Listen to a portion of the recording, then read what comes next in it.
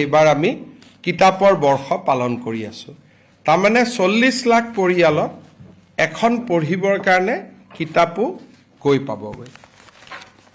এই অৰুণোদয় তৃতীয় আঁচনিটো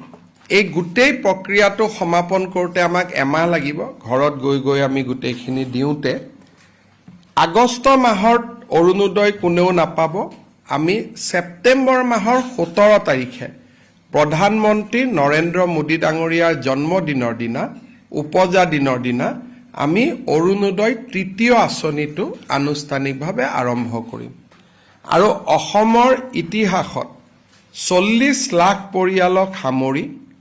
কেতিয়াও আগতে এনেকুৱা কোনো আঁচনি গ্ৰহণ কৰা হোৱা নাছিল